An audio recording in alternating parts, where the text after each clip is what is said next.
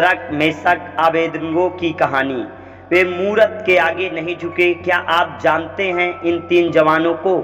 ये हैं Shadrach, Meshach, Abednego, परमेश्वर पिता की दास और दानियल के सच्चे दोस्त, जिन्होंने वह खाना खाने से मना कर दिया था जो उनके लिए अच्छा नहीं था।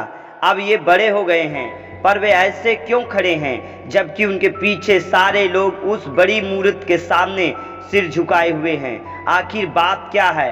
क्या आपको वे 10 आज्ञाएं याद है जो खुद परमेश्वर यहोवा ने लिखी थी? उनमें से पहली आज्ञा थी, तुम मुझे छोड़ किसी दूसरे की। यही आज्ञा मानते हुए शद्रक, मेशक, अबेदनगो ने उस मूरत के आगे सिर नहीं झुकाया, जबकि ऐसा करना उसके लिए आसान नहीं था। यह मूरत बाबुल के राजा नबूकदनेस्सर ने खड़ी कराई थी।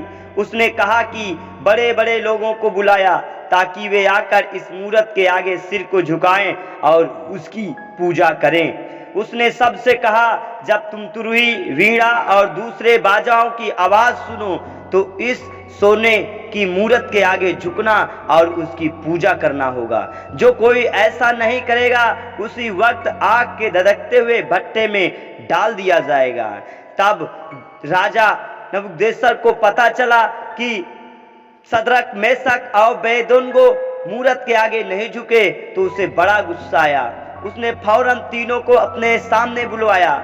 उसने उन्हें एक और मौका दिया, लेकिन उन जवानों को यहोवा परमेश्वर पर पूरा भरोसा और विश्वास था। उन्होंने नबूकदनेस्सर राजा से कहा, हम जिस परमेश्वर की सेवा करते हैं वह हमें बचा सकता है, और अगर वह हमें नहीं बचाता तब भी हम तुम्हारी सोने की मूरत के आगे दंडवत हर्जी नहीं करेंगे।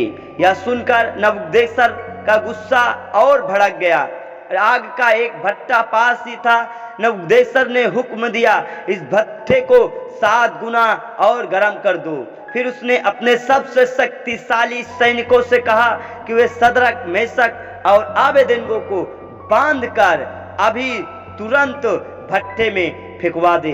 भट्टा इतना गर्म था कि मेरे प्रिय, वे शक्तिशाली सैनिक राजा के आंच से ही जलकर मर गए। लेकिन उन 3 जवानों का क्या हुआ जिन्होंने आग में फेंका गया था?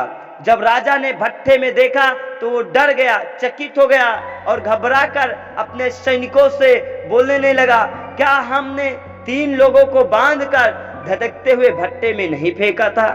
सेवकों ने राजा से उत्तर दिया, हाँ राजा जी, हमने 3 ही लोग को बांधकर फेंका था। तब राजा ने कहा, मगर भट्टे में तो 4 लोग दिखाई दे रहे हैं और वे भी बंधे भी नहीं हैं, क्योंकि वो खुले घूम रहे हैं, वे जल भी नहीं रहे हैं। चौथा आदमी तो कोई परमेश्वर के पुत्र के समान लग रहा है। फिर राजा ने भट्टे के दरवाजे के पास जाकर जोर से पुकार के कहा, हे शद्रक, मेशक, अबेदनगो, इस संसार के सबसे महान परमेश्वर के सेवकों, बाहर निकल आओ। जब ये सुनते हुए शद्रक, मेशक बाहर निकल आए। जब वे बाहर निकले तो सब ने देखा कि उनका बाल भी बांका नहीं हुआ था, उनके मोजे भी जले हुए नहीं थे, उनमें किसी भी प्रकार की हानि नहीं थी। शद्रक, मेशक और अबेदनगो के परमेश्वर की जय जयकार हो। उसने अपने दूत को भेजकर इन तीनों को बचा लिया, क्योंकि ये अपने परमेश्वर के सिवा किसी और देवता की उपासना करने के लिए तैयार नहीं है। नबूकदनेस्सर कहने लगा, धन्य है शद्रक, मेशक और अबेदनगो का परमेश्वर, जिसने अपना दूत भेजकर अपने इन दासों को इसलिए बचाया क्योंकि इन्होंने राजा की आज्ञा ना मानकर उसी जीवित परमेश्वर पर भरोसा रखा और यह सोचकर भी अपना शरीर अर्पण कर दिया कि हम अपने परमेश्वर यहोवा को छोड़ किसी देवता की उपासना या दंडवत न करेंगे। यहोवा के नियमों का पालन चलने की बढ़िया मिसाल है। क्या हमें भी उनके जैसे नहीं बनना चाहिए?